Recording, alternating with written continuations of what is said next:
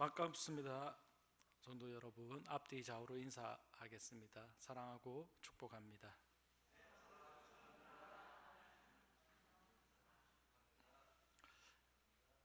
말씀 전하도록 하겠습니다. 오늘 말씀 많이 들어보고 저 또한 우리 아이들에게, 유초등부 아이들에게 많이 또 사울 이야기할 때 빠지지 않고 했던 얘기였습니다. 특히 사무엘과 사울과 다윗의 얘기를, 그 관계성을 이야기할 때 흥미롭기도 하고 재밌기도 하고, 또한 한편으로는 제가 오늘 이야기를 풀어나갈 건데요, 사울의 마음을 좀 많이 느끼는 그런 시간들이었습니다. 저희 아이들한테 이 이야기를 가르칠 때, 이스라엘 초대 왕들의 이야기를, 세 명의 왕의 이야기를 가르칠 때 이렇게 가르칩니다. 사울 왕은 그 하나님의 마음을 끝까지, 다윗 왕은 그의 마음을 하나님 앞에서 끝까지 전심으로 그의 마음을 지켰다. 그리고 솔로몬은 어떻게 합니까? 반은 믿었고 반은 또 그 믿음을 떠났다. 근데 사울은 어떻게 가르칩니까? 사울은 그의 마음이 변심하였다라고 가르칩니다. 그래서 저도 이 말씀을 보면서, 오늘 말씀을 보면서 사울이 진짜 우리가 흔히 알고 있는 대로, 배운 대로, 또한 제가 가르치는 대로 그의 마음이 하나님 앞에서 변심했을까? 그러면 왜 변심하게 되었을까라는 부분들을 생각하면서 이 말씀을 준비하였습니다. 그래서 저는 오늘 여러분들과 함께, 성도님들과 함께 사울의 인생을 같이 한번 따라가 보도록 하겠습니다. 자, 사울 왕이 이스라엘 초대 왕으로 세워지기까지 어떤 일이 있었습니까? 이스라엘의 당시의 상황들은, 이스라엘은 모세가 다시 출애굽하죠. 그리고 난 다음에 모세가 이스라엘 백성들을 이끌고 나와 다시 가나안 땅, 그들의 선조들의 땅이었던 그 가나안 땅으로 들어가는 그 역사를 보여주고 있습니다. 이것이 이스라엘 역사의 시작이라고, 나라의 시작이라고 볼 수 있습니다. 그리고 난 다음에 모세는 여호수아를 세우고 난 다음에 그 가나안 땅으로 들어가지 못하고 여호수아에게 명령을 하죠. 너가 가서 저 요단강을 넘어 우리의 선조 땅이 그 땅을 정복하라고 이야기합니다. 그래서 여호수아는 갈렙과 함께 가나안 땅 정복을 시작합니다. 그리고 그 당시에 요단강 동편에 르우벤 지파, 그리고 갓 지파, 므낫세 지파, 세 지파는 남겨져 있었고, 가나안 땅으로는 이스라엘 나라 백성들은 9지파, 그리고 므낫세의 반쪽 지파가 들어가게 됩니다. 그리고 난 다음에 여호수아가 땅을 정복하고 난 다음에 여호수아가 물러나죠. 그 이후에 하나님께서는 여호수아가 아닌 하나님께서 직접 왕이 되어 이스라엘을 다스리는 그러한 신정국가로 하나님께서는 이스라엘을 두기를 원하셨습니다. 그런 측면에서 이스라엘은 여호수아가 죽고 난 뒤에 사사들이 나와서 이스라엘을 치리하고 있습니다. 그래서 저희가 지금 금요 예배를 통해서 사사들의 이야기를 목사님을 통해서 듣고 있습니다. 그래서 저번 주에는 에훗, 그리고 기드온, 앞으로 드보라, 입다, 삼손, 이런 이스라엘 사사들이 나와서 이스라엘을 다스리는 그러한 나라가 됩니다. 즉, 사사들이 다스릴 때까지만 하더라도 이스라엘 나라는 지파 공동체, 즉 12지파의 지파 공동체였지, 왕이 다스리는 통치권을, 강력한 통치권을 가지고 왕이 다스리는 그런 왕정 국가가 아니었다라는 겁니다. 즉 왕이 없는 그러한 국가였다라는 것입니다.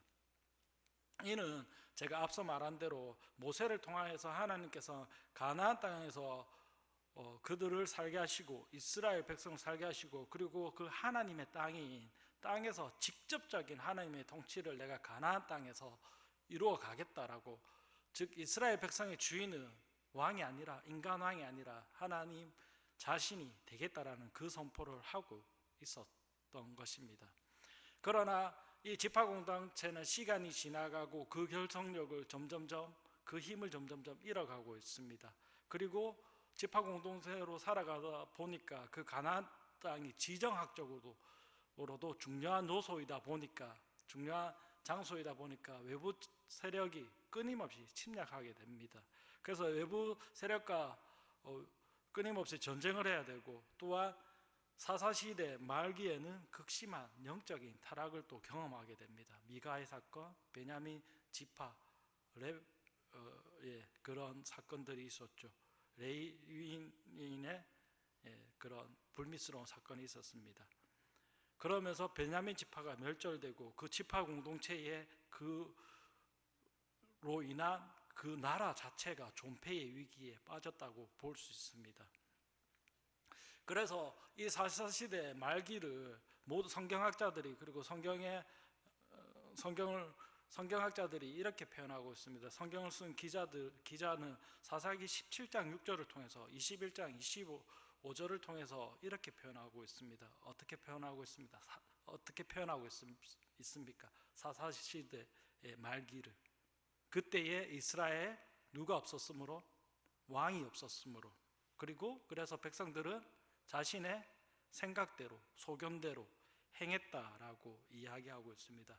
즉 하나님의 관점에서는 이스라엘 정체성은 분명히 하나님의 백성, 이스라엘 나라, 그리고 이스라엘 나라의 주인은 하나님이 주인이 되어서 그들을 다스려야 되는데, 그리고 그러한 일들이 계속적으로 이야기하는데, 지금 이스라엘 백성은 다른 나라에 비교해 보니까 자기들은 왕도 없고, 그리고 눈에 보이지 않는 하나님 말고 우리가 외부 세력에 대해서 침략을 너무 받으니까 우리가 믿고 의지할 수 있는, 그리고 우리를 강력하게 통치하고 이끌어 줄 수 있는 왕을 달라고 이렇게 요구하고 있습니다. 누구에게? 마지막 선지자이자 제사장이자 사사였던 사무엘에게 그렇게 요구하고 있습니다. 그리고 두 번째, 이스라엘 사람들이 왕을 요구한 두 번째 이유가 제가 앞단에 이야기한 대로 당시 이스라엘은 외세의 침략을 많이 받고 있었습니다. 끊이지 않고 있었습니다. 그래서 사사의 역사들을 보면 외세가 침략하며 사사가 일어나서 그들을 물리치고 하나님께서 그들 평안을 주시고 또한 타락하게 되고 계속적으로 그러한 반복적인 역사를 볼 수가 있습니다. 그런 측면에서 암몬이라든지 모압이라든지 그리고 블레셋이라든지 이런 외세의 침략은 끊임없이 이루어졌다라는 것입니다. 그러나 이때 사사시대의 마지막 때 이스라엘의 주적이 있었습니다. 블레셋입니다. 그 블레셋이 끊임없이 이스라엘을 침략해오자 이스라엘 백성들은 사사보다 더 강력한 이스라엘을 강하게 이끌어줄 왕을 필요함을 느꼈습니다. 그리고 난 다음에 이스라엘 백성들은 사무엘에게 찾아갑니다. 그리고 이렇게 말합니다. 왕을 요구하게 됩니다. 사무엘, 당신은 이제 뭐라고 말하냐면 너무 늙었고 우리를 인도하기에는, 지도하기에는 너무 늙었고, 그리고 우리를 좀 더 강하게 이끌어줄 강력한 힘을 가진 젊은 지도자가 필요하다, 왕이 필요하다, 인간왕이 필요하다라는 것을 필요했습니다. 즉 사무엘은 이스라엘 백성들의 그 요구가 거세지자 신명기 17장 6절에 왕의 제도에 대해서 설명합니다. 그리고 너희가 이렇게 해도 왕을 필요로 하느냐라고 이야기합니다. 그런데 이스라엘 백성들은 우리가 왕이 꼭 필요합니다. 우리가 그러한 왕의 제도를 다 따를 테니까 그래도 우리에게 왕을 더하여 주십시오라고 인간왕을 요구하게 됩니다. 그래서 사무엘은 누구를 왕으로 초대하게 됩니까? 그들의 요구를 들어서 베냐민 지파의 마드리 가문의 기스의 아들이었던 사울을 왕으로 선출하게 됩니다. 즉 사무엘은 길갈에 가서 사울에게 왕의 상징을, 왕이 되었다라는 그 상징의 행위인 머리에 기름을 붓고 그리고 이스라엘 백성들에게 선포하죠. 사울이 이스라엘 왕이 되었다. 어디에서? 길갈에서. 그렇게 왕이 된 사울은 처음에는 겸손하게 자신의 마음을 다해서 이스라엘 나라를 다스리기 시작합니다. 그리고 사울이 얼마나 순수했냐면 10장 22절에 보면, 제가 읽지는 않겠지만 사울이 맨 처음에 왕이 될 때 엄청 부끄러워하는 모습을 보이고 있습니다. 그리고 내가 어떻게 이스라엘 나라를 다스릴 수 있겠냐라고 자기 몸을 숨기기까지 할 정도의 겸손한 모습을 보여줬다라는 것입니다. 그리고 사울은 또한 그런 측면에서 겸손하였고, 또한 성경에 보면 지금의 표현으로 보면 미소년이었고 외모도 출중한 것으로 좀 보여지고 있습니다. 여튼 사울 왕은 초기에 하나님의 뜻에 따라 말씀대로 왕권을 강화시키고, 또한 이스라엘 백성의 요구에 맞게 외부와 전쟁을 할 때마다 승리를 하게 됩니다. 누구의 도움으로? 하나님의 도움으로.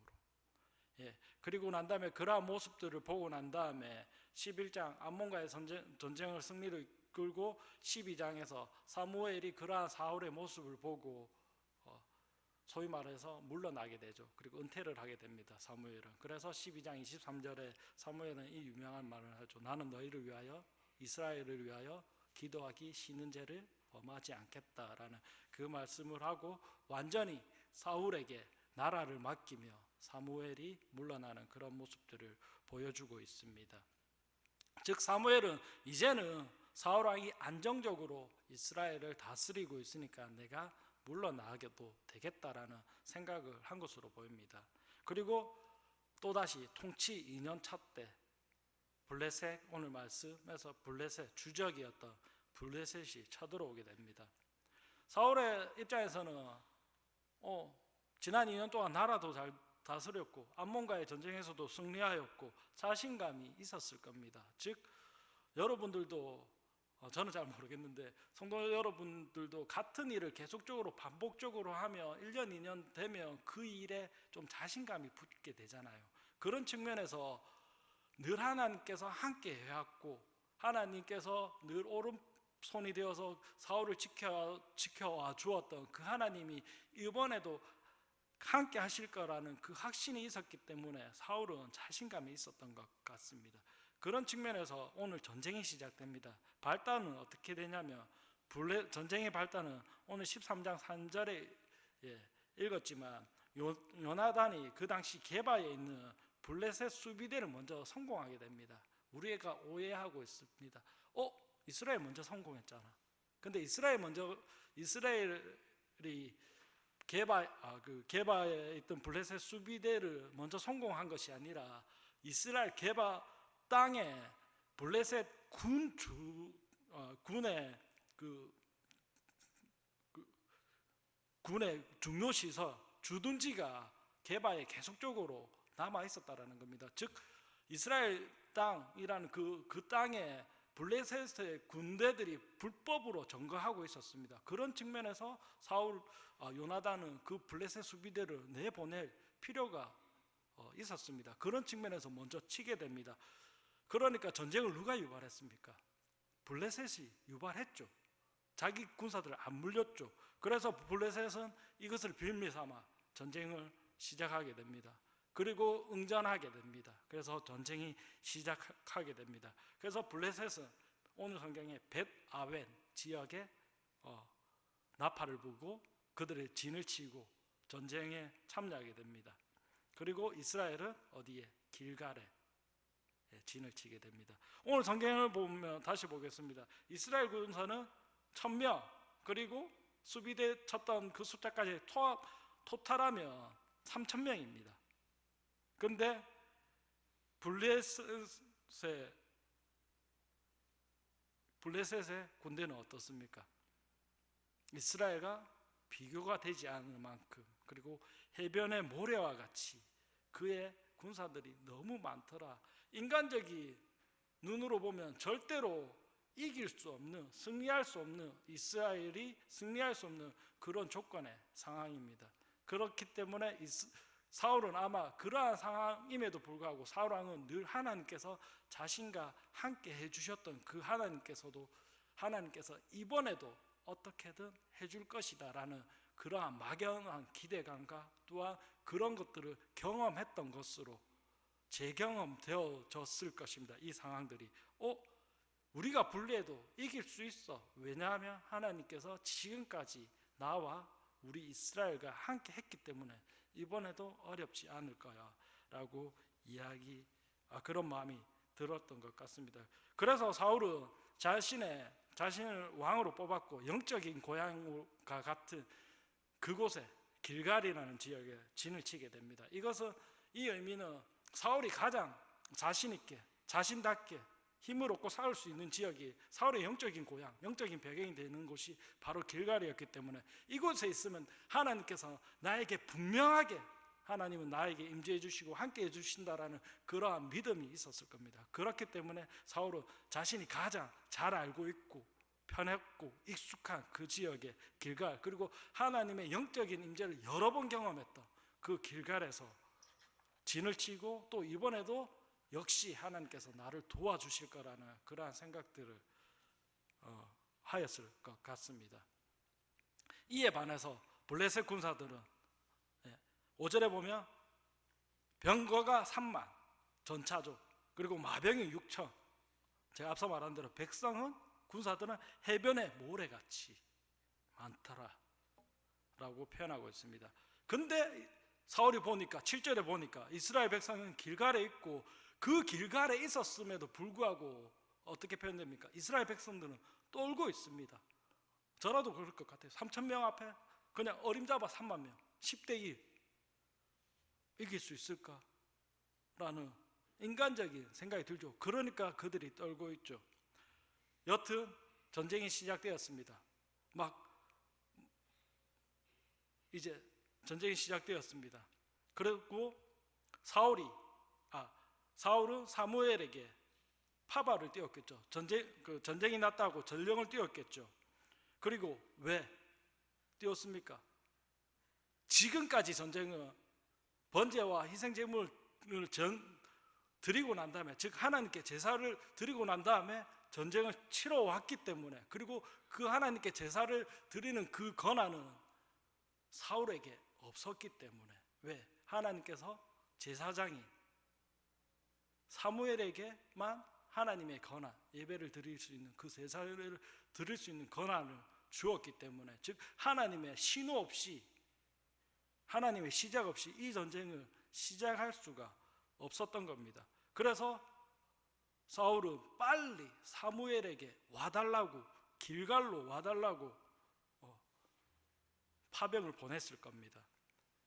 당시 사무엘은 어디에 있었습니까? 라마라는 지역에 있었습니다. 사울은 길갈에 있었고, 성경 지도부를 살펴보면 라마하고 길갈의 거리가 불과 3마일 정도면 어느 정도냐면 그 당시 시간을 고려하더라도 반나절, 즉 한 3-4시간이면 충분히 도달할 수 있는 아주 가까운 지역에 있었다라는 겁니다.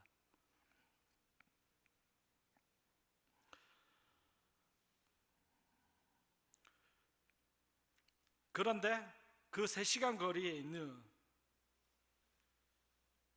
길갈로 누가 오지 않고 있습니까? 사무엘이 오지 않고 있습니다. 얼마나 기다렸습니까? 일주일 동안 기다렸습니다. 일주일 동안 기다렸지만 사무엘은 오지 않았습니다. 그래서 사울은 본인이 직접 번제의 제사를 드리고 전쟁을 시작하게 됩니다. 물론 전쟁의 결과는 성경에 나와 있습니다. 그러나 사울은 어떠한 잘못을 저질렀습니까?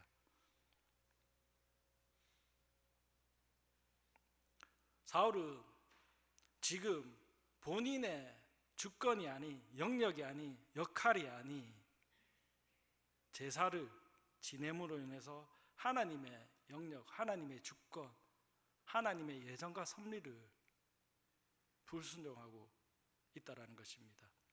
저는 이 대목에서 사울의 입장에서 생각해 봤습니다. 3시간, 3마일, 반나절. 사무엘이 충분히 들었는데 왜 그가 오지 않을까? 하루를 기다렸겠죠. 답답하고 짜증하고 기다려도 사무엘은 오지 않고 이스라엘 백성들은 점점 무서워서 떨면서 나갑니다. 어디까지 도망갔느냐? 동쪽 지역, 동편 요단강 건너편, 므낫세 그 지파가 있던 그 지역까지 도망가기 시작합니다. 백성들은 떠나고, 그래도 제사는 하나님께 제사는 드려야 되니까, 예배는 드려야 되니까, 그리고 전쟁을 시작해야 하니까. 그러나 사울은 한 가지 간과하고 있다라는 것입니다. 이 모든 사울은 이 모든 상황을, 이 모든 환경을, 이 모든 판단을 자기의 마음대로, 자기의 생각대로 했다라는 것입니다. 즉 사울은 하나님의 영역, 하나님께서 이후에 행하실 그 일들을 생각하지 않고 자신의 생각대로 눈앞에 보이는 그 두려움에 자신이 행하지 말아야 되는 그러한 일들을 행하고 있다라는 것입니다. 즉 사울은 하나님의 주권을, 그 예정과 섭리를 무시하는 그러한 일들을 함으로 인해서 자기의 생각과 소견대로 일들을 진행하면서, 즉 사울은 다시는 돌이킬 수 없는 실수를, 그리고 하나님 앞에서 절대로 명령하 넘지 말아야 할 그 선을 넘어버리고 말았습니다.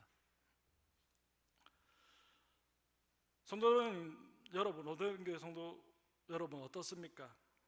성도님들은 세상 일을 할 때, 내가 사업할 때, 내게 주어진 일을 할 때, 혹은 제가 요즘 아이를 키우고 있다 보니까 자녀 양육을 할 때 어떻습니까?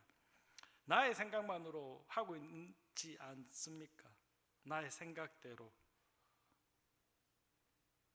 그렇게 행하고 있지 않습니까?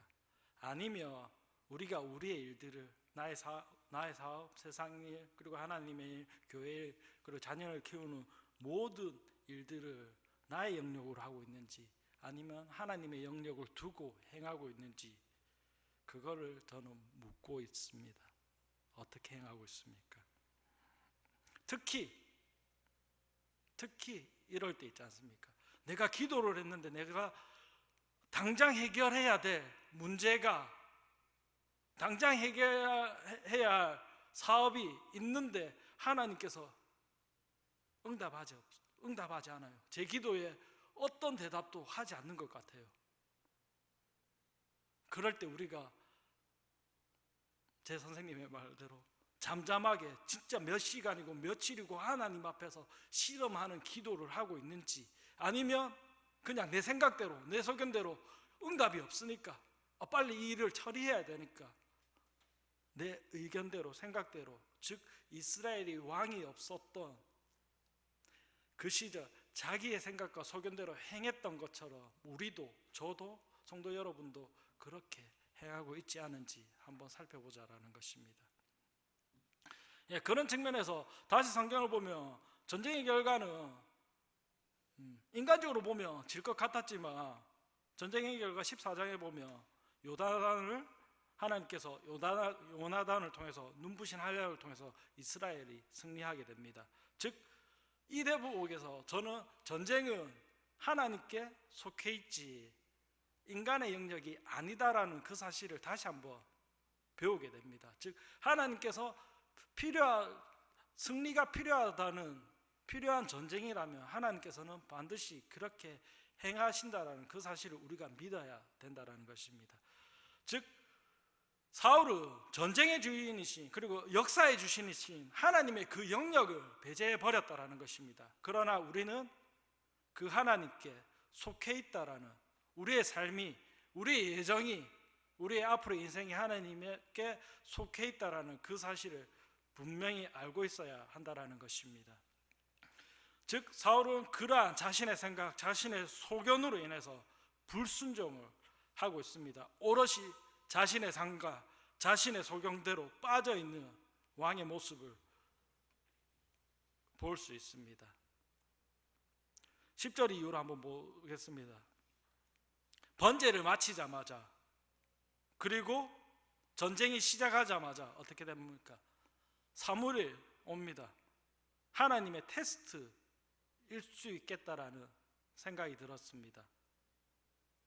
즉 사무엘은, 하나님께서는 사무엘을 통해서 사울 왕의 마음이 어디에 있는지, 그리고 앞으로 네가 나라를 통치할 때도 제일 먼저 우선적으로 하나님의 영역을, 하나님의 주권과 섭리를 너가 인정할 것인지 라는 부분을 통해서 하나님께서는 사무엘을 통해서 사울의 믿음을 시험하고 있다라는 것입니다. 즉 이와 동일하게 하나님께서는 우리의 연약함을 잘 아셔서 날마다 우리를 유혹합니다. 시험하게 만듭니다.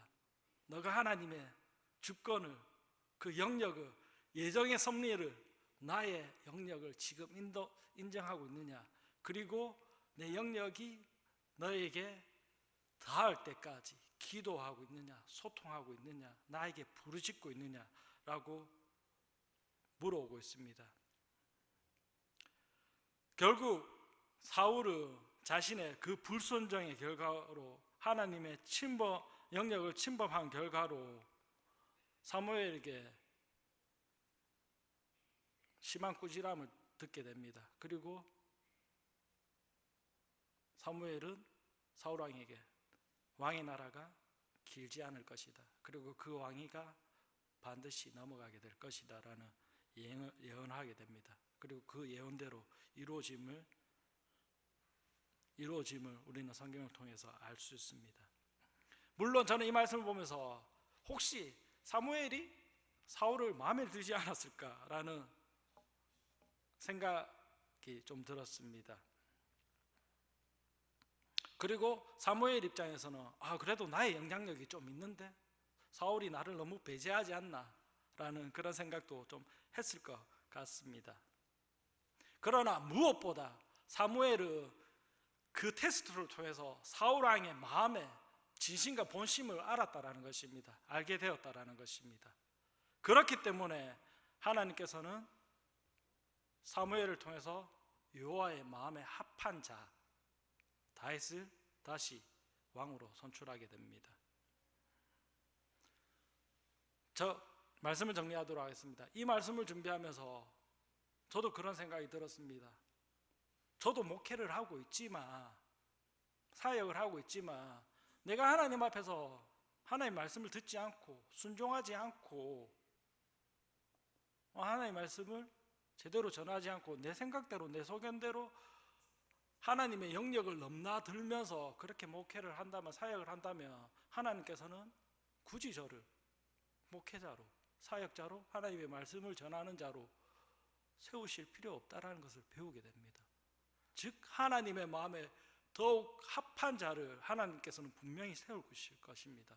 즉 저의 삶도 마찬가지로 여러분의 삶도 마찬가지일 것입니다. 여러분들이 지금 내 자리에서 하나님께 온전히 순종하지 않는다면 그 어떤 결과에 대해서도 내가 내 생각대로, 내 소견대로 예상하고 하나님의 영역을 침범하는 그런 모습들을 보인다면 하나님은 우리를 굳이 들어서 하나님의 나라의 역사에 함께 참여시킬 이유가 없다라는 것입니다. 그러한 마음을 가지고, 두려운 마음을 가지고 우리는 기도해야 됩니다. 그런 측면에서 저도 이 말씀을 생각하면서 저도 내 영역이 너무 많지 않은가, 내 생각이 너무 많지 않은가, 때로는 그 생각과 소견이 옳지 않은가라는 생각을 하였습니다. 그러한 마음이 들 때 하나님께서는 사무엘을 통하여서 사울을, 그의 믿음을 점검하고 테스트했던 것처럼, 시험하셨던 것처럼 하나님께서도 우리의 삶의 자리에 다가와 시험하실 수 있다는 것입니다. 그리고 그 시험의 요구는 우리가 끝까지 하나님을 믿고 하나님의 말씀에 순종하는 그 모습, 그것이 우리의 삶의 모습이고 하나님을 대하는 순종의 자리라는 것입니다. 그러한 말씀들을 기억하고 오늘 하루도 살아가는 저와 여러분이 되기를 소원합니다.